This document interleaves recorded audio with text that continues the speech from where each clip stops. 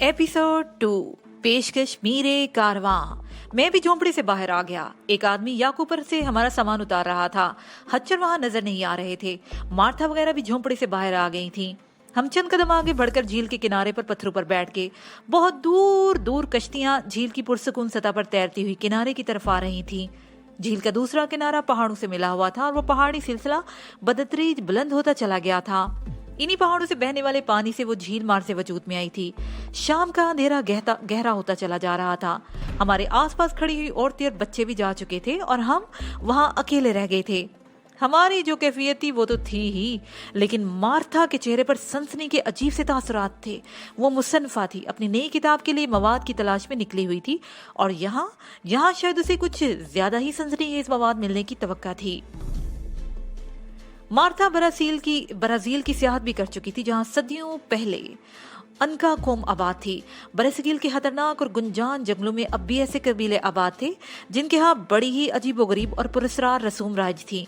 वो अनका की सरजमीन से बहुत मुतासिर हुई थी, लेकिन नेपाल उसके लिए एक नई दुनिया थी। यहाँ कदम कदम पर उसका हैरत अंगेज वाकया से सामना हो रहा था।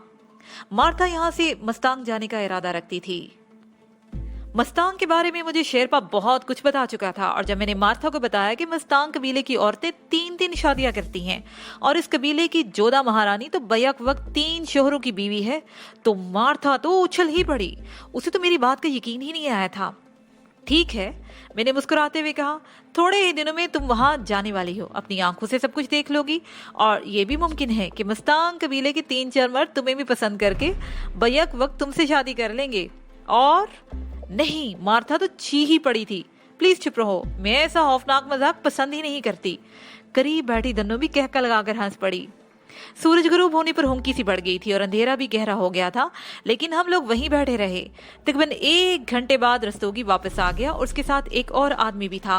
रस्तोगी के इशारे पर उस शख्स ने हमारा सामान उठाकर झोंपड़े के अंदर रख दिया। हम भी झोंपड़े के अंदर आ गए। ये एक ही तरह का बड़ा सा कमरा था।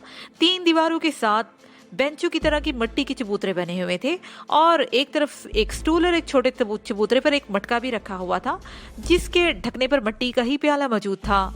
फर्श पर चटाइयां बिछी हुई थी और एक तरफ याक की खालों का ढेर लगा हुआ था।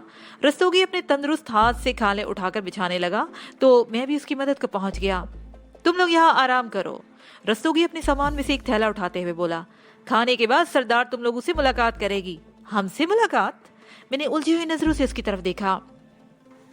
इस बस्ती में आने वाला हर शख्स सरदार का मेहमान समझा जाता है, रस्तोगी ने जवाब दिया, और मेहमानों का सरदार की खिदमत में हाजिरी देना भी जरूरी है। यहाँ आने वाले हर शख्स के लिए बस्ती के असूलों और कवानीन की पाबंदी भी लाजमी है। सरदार तुम्हें खुद ही बता देगी कि यहाँ के लोग वैसे तो बड़े ही खुश मिजाज और मेहमान नवाज है, लेकिन बाज लोग अजनबी की आमद को पसंद नहीं करते। इसलिए मैं मशवरा दूंगा कि सरदार से मुलाकात से पहले तुम सब इस झोंपड़े से बाहर मत निकलना और ज्यादा दूर मत जाना। रस्तोगी तो चला गया। उसकी बातों से मेरा जहन मजीद उलझ गया। उसने जिन बाज लोगों का जिक्र किया था उनकी वजह से हमें कुछ मुश्किलात भी पेश आ सकती थी, लेकिन हम इस बस्ती पर कब्जा करने तो नहीं आए थे, ना ही हमारा यहाँ कोई हुकूमत करने का इरादा था। मैं तो चाहता था कि हम जल्द से जल्द यहाँ से निकल जाएं, लेकिन मुझे लगता था कि हमें कुछ दिन यहाँ रुकना पड़ेगा। हम फर्श पर बिछी हुई खालों पर नीम दराज बातें करते रहे। 3 दिन के इस तवील सफर ने हम सबको बुरी तरह थका दिया था और बातें करते करते मैं ऊँगने लगा। फिर अचानक मुझे यूं लगा जैसे कोई आदमी उठकर झोंपड़े से बाहर गया है। वो दराज कद आदमी था, उसकी पुश मेरी तरफ थी। मैं उसका चेहरा नहीं देख सका। उसके हाथ में कुछ चीज थी। वो बाहर निकल चुका और मैं भी उसे नहीं देख सका और ना ही ये देख सका कि उसके हाथ में क्या चीज थी। मैं उठकर तेजी से उसके पीछे जाने लगा। मेरा ख्याल था कि वो कोई चोर था जो कोई चीज चुरा कर बाहर लेके जा रहा था। मैं झोंपड़े से बाहर निकला। वो दराज का आमद शख्स सीधा झील की तरफ जा रहा था और फिर मुझे देखकर वो बड़ी हैरत हुई कि वो झील में उतर गया और पानी की सतह पर इस तरह चल रहा था जैसे पुख्ता सड़क पर चल रहा हो। मैं दौड़कर उसकी तरफ पीछे दौड़ा। वो शख्स पानी की सतह पर कई गज आगे जा चुका था। मेरे कदम भी आगे ही उठते चले गए। मैं भी पानी की सतह पर चल रहा था और मुझे यूं लग रहा था जैसे मेरे कदम रुई के नरम गालों पर पड़ रहे हो। अचानक वो शख्स रुक गया। वो मेरी तरफ मुड़ा तो اس की चेहरा देखकर मुझे अपना दिल कनपटियों में धड़कता हुआ महसूस होने लगा। वो योगी गौतम बोस था। उसके हाथ में एक इंसानी खोपड़ी थी जिसने उसे बालों से पकड़ कर लटका रखा था। गर्दन से कटी हुई खोपड़ी से खून बह रहा था और उसकी आंखों से भी खून टपक रहा था। और उसके चेहरे के नकूश देखकर तो मुझे सीने में भी सांस रुकता हुआ महसूस होने लगा। वो मेरा चेहरा था। मैं कभी कभी भी शायद अपने हवास सलामत रख पाता। मैं कभी होंठ टिपकाते हुए अपने चेहरे को और कभी गौतम बोस को देख रहा था। गौतम बोस के होंठों पर बड़ी ही मकरू मुस्कुराहट थी और फिजा शैतानी कहकों की आवाज से गूंज रही थी। मैं परेशान नजरों से कभी गौतम बोस के हाथ में लटके हुए अपने चेहरे को और कभी गौतम बोस की तरफ देख रहा था। गौतम बोस के कहके अब थम गए थे। उसकी आंखों चिंगारियां बरसाने लगी थी। मैं एक सेकंड अपनी जगह पर रुका और फिर गौतम बोस की तरफ कदम बढ़ाने लगा। मेरे अंदर जैसे एक नई तवानाई अंगड़ाइयां ले रही थी। कोई गैर मरी कुव्वत मुझे आगे बढ़ने पर उकसा रही थी। गौतम बोस भी मेरी तरफ आ रहा था, लेकिन यकजक वो रुक गया। उसकी आंखों में नफरत की बजाय वहशत सी उभरने लगी। खौफ और वहशत की वजह से चेहरे के उसके तासरात भी बिगड़ने लगे और वो उल्टे कदमों पीछे हटने लगा। पहले वो पानी की सतह पर था, लेकिन अब उसके पैर टखनों तक पानी में धंस रहे थे। फिर जैसे वो किसी दलदल में चलने की कोशिश कर रहा था, अचानक वो चीख उठा। उसके हाथ ऊपर की तरफ उठ के और उससे खींच कर खोपड़ी मेरी तरफ मारी। मैं फुर्ती से झुककर अपने आप को खोपड़ी के जद से आने से बचा गया, लेकिन खून की छींटे मेरे चेहरे, मेरे गर्दन और सीने पर पड़ी। मुझे यूं लगा जैसे किसी ने मेरे ऊपर तेजाब उंडेल दिया हो। मैं बुरी तरह चीख उठा। मुझे किसी ने बाहों में अपनी लपेट रखा था और मैं चीखते हुए अपने आप को छुड़ाने की कोशिश कर रहा था। मेरी मुजाहमत बदतरीज कमजोर पड़ती गई। फिर एक आवाज मेरी समाज से टकरा गई। क्या हुआ हिम्मत सिंह? आंखें खोलो, आंखें खोलो हिम्मत सिंह। ये अल्फाज बार बार दोहराए जा रहे थे। ये मानूस आवाज मुझे होश में ले आई। मैंने आंखें खोल दी। मैं एक हाथ से अपना चेहरा, गर्दन और दूसरे हाथ से सीना सहला रहा था। मैं बिस्तर पर पड़ा हुआ था और शोभा मुझे बाहों के हिसार में लेकर अपने साथ लिपटा रखी थी। मेरा जिस्म पसीने में शराबूर था। मैं परेशान नजरों से शोभा के चेहरे को देख रहा था। पहले तो मैं सूरत हाल को समझ नहीं पाया, फिर मेरे हवास आहिस्ता आहिस्ता बहाल होने लगे। मैं अपने आप को शोभा की गिरफ्त से छुड़ाकर बैठ गया। दनो और मार्था भी मेरे करीब ही बैठी हुई थी। उनकी आंखों में भी तशवीश नुमाया थी। झोंपड़े के दरवाजे पर भी एक औरत और दो आदमी खड़े थे। मुझे क्या हुआ और तुम लोग मेरे गिर्द क्यों जमा हो? मैंने शोभा की तरफ देखते हुए कहा। तुम शायद कोई ड्रोना ख्वाब देख रहे थे। शोभा ने जवाब दिया। तुम इस जोर से चीख रहे थे कि मैं भी कांप कर रह गई थी और ये दोनों भी खौफजदा हो गई थी। उसे दनो और मार्था की तरफ इशारा करते हुए कहा। ओ, मेरे मुंह से बेख्तियार निकला। हाँ, शायद मैं कोई ड्रोना ख्वाब ही देख रहा था। मैंने कहा, लेकिन पता नहीं, बताया नहीं उन्हें मैंने कि वो ख्वाब क्या था। और वो ख्वाब मेरे ज़हन से गोया चिपक कर रह गया। उस भयानक ख्वाब की ताबीर क्या होगी मैं कुछ नहीं कह सकता था, लेकिन उस ख्वाब ने मुझे बहुत कुछ सोचने पर मजबूर कर दिया था। गौतम बोस यहाँ मेरी आमद से बाहर हो चुका था और उससे मैंने ये नतीजा अहज़ किया था कि जॉब पर बैठे होने के बावजूद उसने खुद मुझे रोकने की कोशिश शुरू कर दी थी। और ये ख्वाब मेरे लिए गोया एक वार्निंग भी थी। झोंपड़े के दरवाजे पर खड़ी हुई वो औरत और वो दोनों मर्द कुछ देर तक मेरी तरफ देखते रहे, फिर वापस चले गए। वो भी शायद समझ गए थे कि मैं ख्वाब में डर गया। चंद मिनट के बाद रुस्तोगी भी आ गया। वो भी कुछ घबराया हुआ सा था। हम सबको हैरियत से देखकर उसके चेहरे पर तमानियत सी आ गई। वो किसी दूसरे झोंपड़े में बैठा हुआ था। किसी ने उसे मेरे चीखने की इतला दी थी और वो भी बदहवास होकर भाग आया था। कोई खास बात नहीं थी, शोभा ने मुस्कुराते हुए जवाब दिया। धन्नो और हिम्मत सिंह में कबड्डी हो रही थी। धन्नो ने हिम्मत सिंह को लपेट लिया तो ये शिकस्त के खौफ से चीखने लगा था। कबड्डी क्या होता है?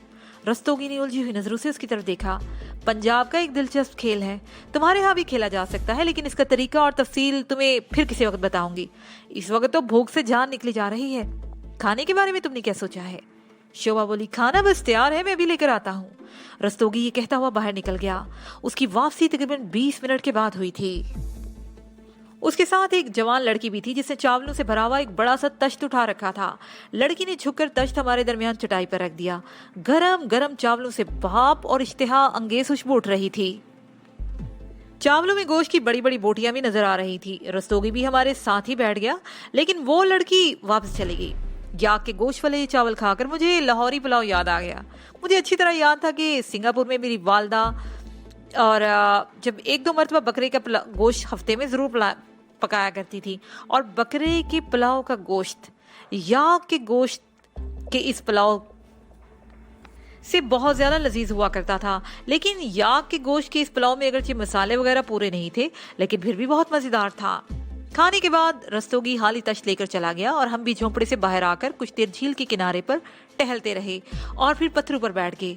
मुझे अपना ख्वाब याद आ गया और मैं झील की तारीख सतह को घूरने लगा। हुनकी में इजाफा होता चला जा रहा था। दन्नो मेरे साथ जुड़कर बैठी हुई थी और शोबार मार्था मुझसे कुछ दूर एक दूसरे पत्थर पर बैठी गप्पे हाँक रही थी। बस्ती में लोगों के चलने फिरने की आवाजें सुनाई दे रही थी। खासी बड़ी बस्ती थी और मेरे अंदाजे के मुताबिक इस बस्ती में 4 से 5 हजार के दरमियान जरूर लोग बसते होंगे। बस्ती के लोग देर तक जागने के आदी थे और मेरे ख्याल में यहाँ कम से कम 3-4 रेस्टोरेंट या ऐसी जगह जरूर थी जहाँ लोग बैठकर गपशप करते होंगे। बात और कदमों की आवाज सुनकर मैं एक तरफ देखने लगा। 2 झोंपड़े आगे कुछ लोग गली से निकलकर झील की तरफ आ गए। अब उनका रुख हमारी ही जानिब था। मेरा ख्याल था शायद बस्ती के कुछ लोग हमें देखने के लिए आए थे। यहाँ आने वाले अजनबी बस्ती के लोगों के लिए तमाशा ही तो होते थे। एक आदमी उनसे अलग होकर तेज कदम उठाता हुआ आगे आ गया। वो रस्तोगी था। उसने कबीले के सरदार काशी से उसने बताया कि कबीले की सरदार काशी हमसे मिलने आई है। मैं एक झटके से उठकर खड़ा हो गया। मार्था वगैरह भी मेरे करीब आ गई और हम अपने झोंपड़े के सामने आकर खड़े हो गए। मेरा ख्याल था कि हमें सरदार के झोंपड़े में ले जाकर उसके सामने पेश किया जाएगा, लेकिन वो तो खुद ही चलकर आ गई थी। हमने झोंपड़े के दरवाजे पर खड़े होकर उसका इस्तकबाल किया और फिर अंदर आ गए। काशी को देखकर एक लम्हे के लिए तो मेरे दिल की धड़कन ही बेकाबू हो गई थी। मेरा दावा था कि कोई भी मर्द उसे देखकर एक लम्हे को तो सांस लेना भूल जाता होगा। दराज कामत, सुडोल जिस्म, चेहरे के नकूश निहायत ही दिलफरेब और आंखें तो वाकई ऐसी थी कि उसे आहो चश्म का खिताब दिया जा सकता था। और यूं तो उसके खूबसूरत बदन के हर हिस्से से दिलकशी फूटती हुई महसूस हो रही थी, लेकिन सबसे ज्यादा नुमाया उसके हदोहाल थे। उसने लिबास भी ऐसा पहन रखा था कि सीने में बेहतियार गुदगुदी का एहसास होने लगता था। घुटनों से ऊपर तक याक की खाल का स्कर्ट और ब्लाउज भी चमड़े ही का था, जिससे उसका सीना पूरी तरह से ढका हुआ नहीं था। उसकी पुश्त तो बिल्कुल ही बराना थी और उसके बाल शहद की रंगत जैसे थे, जिनमें कई छोटी मोटी मेंढियां उसने कर रखी थी। उसके गले में ताजा फूलों के हार थे, कलाइयों में भी गजरे थे और बालों में भी 2 सुर्ख रंग के फूल टिके हुए थे। उसके साथ 2 औरतें भी थी और 1-2 मर्द भी। वो दोनों औरतें भी काशी जैसा लिबास ही पहने हुई थी और मुझे हैरत थी कि यहाँ के लोग शिद्दत की सर्दी किस तरह बर्दाश्त करते हैं। लेकिन ये बात भी थी कि ये लोग मौसम की शिद्दत के आदी थे। मर्द ने अपने हाथ में एक बड़ी सी लाठी संभाल रखी थी, जिसके निचले हिस्से में तकरीबन 6 इंच लंबी बर्छी लगी हुई थी। वो यकीनन काशी का बॉडीगार्ड था, जो दरवाजे के करीब जबकर खड़ा हो गया था, जबकि काशी और उसकी साथी औरतें हमारे फर्श पर बिछी हुई याक की खालों पर बैठ गई। काशी मेरे सामने बैठी थी और उसके बैठने का अंदाज ऐसा था कि मुझे सीने में अपना दिल डूबता हुआ महसूस होने लगा। शोभा ने कनखियों से बड़ी ही मानी हेज नजरों से मेरी तरफ देखा था। काशी की उम्र 30 के लगभग रही होगी। उसके हसीन होने में कोई शुबा नहीं था और उसकी आंखों में ज़हानत और पेशानी पर अजीब सी चमक थी। किसी ग्रोह, कबीले या रियासत पर हुक्मरानी करने के लिए 2 चीज़ों की जरूरत होती है, जहानत और ताकत। और काशी के बारे में मैं पूरे वसूख और दावे से कह सकता था कि उसके पास जहानत की कमी नहीं थी। कबीले में उसकी इस कुव्वत के बारे में कोई कुछ नहीं कह सकता था, लेकिन हुस्न की ताकत उसके पास इस ताकत की कमी नहीं थी। हो सकता है इसी कुव्वत और जहानत के बलबूते पर वो इस कबीले के सरदार बनी हो। काशी ये दरियाफ्त करने आई थी कि हम लोग कौन हैं और यहाँ क्यों आए हैं और कहाँ जाने का इरादा रखते हैं। मैंने उसे अपने बारे में बता दिया और फिर मार्था के बारे में बता दिया कि वो मुसन्फा है और किताब लिखने के लिए इस हिस्से की सियाहत कर रहे हैं। और तुम लोग? उसे बारी बारी हम तीनों की तरफ देखा। हम सैलानी आदमी हैं, मैंने मुस्कुराते हुए जवाब दिया। हमारा कोई ठिकाना नहीं है, कोई मंजिल नहीं है। जिस तरह मुंह उठाए चल पड़ते हैं। 1-2 दिन यहाँ रहेंगे, फिर किसी और तरफ चल पड़ेंगे। इंसान सोचता बहुत कुछ है, लेकिन अपनी ख्वाहिशात को पूरा करना उसके बस की बात नहीं होती, काशी ने कहा। काशी की इस बात पर तुम्हें चौंके बगैर नहीं रह सका। मुझे ये अंदाजा लगाने में दुश्वारी पेश नहीं आई थी कि हम आसानी से यहाँ से नहीं निकल सकेंगे।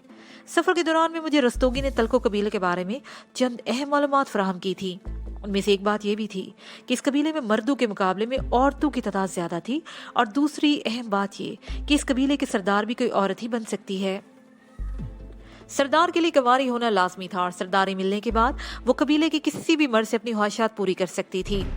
और किसी भी औरत की सरदारी उसे 2 साल के लिए मिलती थी और सरदारी हासिल करने के लिए एक मुकाबले के मरहले से गुजरना पड़ता था। और वो मुकाबला किस किस्म का था, इस सिलसिले में रस्तोगी ने मुझे कुछ नहीं बताया था। ताहम मेरी मालूमात में इतना इजाफा जरूर हो गया था कि सरदार के इंतहा के बाद दुश्मनियां भी शुरू हो जाती हैं। शिकस्त खाने वाली औरत बाज लोगों को अपने साथ मिलाकर सरदार के खिलाफ साजिश शुरू कर देती है। कभी ये साजिश कामयाब हो जाती है और कभी नाकाम। सरदार को कत्ल करके शिकस्त खुर्दा औरत सरदारी का मनसब संभाल लेती है और इस तरह ये सिलसिला चलता रहता है। ये कोई हैरानकुन बात नहीं थी। दुनिया में हर जगह यही सब कुछ हो रहा है। इक्तदार के लिए लोग एक दूसरे के गले काटते हैं, कहीं छोटे पैमाने पर और कहीं बड़े पैमाने पर। काशी की बातों से मुझे अंदाजा हो गया था कि इसके हालात भी साजगार नहीं थे और उसे भी बहुत सारी साजिशों का सामना था। काशी तकरीबन 1 घंटे तक हमारे झोंपड़े में रुकी रही और फिर वापस चलेगी। इस दौरान कोई खास बात नहीं हुई थी। इसे एक गैर रस्मी मुलाकात कहा जा सकता था। ताहम उसकी बातों से मैंने अंदाजा लगा लिया था कि वो ये देखने आई थी कि हम कहीं उसकी दुश्मन की औरत के लोग तो नहीं और यहाँ उसके खिलाफ कोई साजिश का इरादा तो नहीं रखते। रस्तोगी भी किसी और झोंपड़े में चला गया था। उससे पहले एक औरत हमें कुछ कंबल दे गई थी। हम अपनी अपनी जगहों पर कंबल ओढ़कर काशी के बारे में ही बातें करते रहे। रात बीतती जा रही थी। बाहर सन्नाटा था। तारीकी में कभी कभी झोंपड़े के सामने से किसी के गुजरने की आवाज सुनाई देती। शोभा और धनु सो चुकी थी। मार्था मशल के करीब कमलों में लिपटी बैठी डायरी लिख रही थी। मजीद आधे घंटे के बाद उसे डायरी बंद कर दी और मुस्कुराती नजरों से मेरी तरफ देखने लगी। हम काफी देर तक सरगोशी में बातें करते रहे। फिर मार्था भी जमाइयां लेने लगी। वो तीनों सो चुकी थी। मैं कंबल में दुबका सूरत हाल का जायजा लेता रहा। गौतम बोझ का चिल्ला पूरे होने में 14 दिन बाकी थे और उसे ये पता भी चल चुका था कि मैं उसकी कुर्बो जवार में पहुंच चुका हूँ और वो मुझे रोकने की भरपूर कोशिश करेगा। मैं जल्द से जल्द नीलगिरी की पहाड़ों में पहुंच जाना चाहता था, लेकिन काशी से मुलाकात के बाद मुझे अंदाजा हो चुका था कि यहाँ से निकलना आसान साबित नहीं होगा। रात आधी से ज्यादा बीत चुकी थी। बाहर मुकम्मल तौर पर सन्नाटा था। मैं भी सोने की तैयारी कर रहा था कि हल्की सी आवाज सुनकर चौंक गया। यूं लगा था जैसे कोई बहुत ही मुहतात अंदाज में चलने की कोशिश कर रहा हो। मैंने सराहने रखा हुआ पिस्तौल उठा लिया और अपनी जगह पर बेहिस्सो हरकत लेटा झोंपड़े के दरवाजे की तरफ देखने लगा। उसके साथ ही ये पार्ट अपने इख्तिताम को पहुंचा।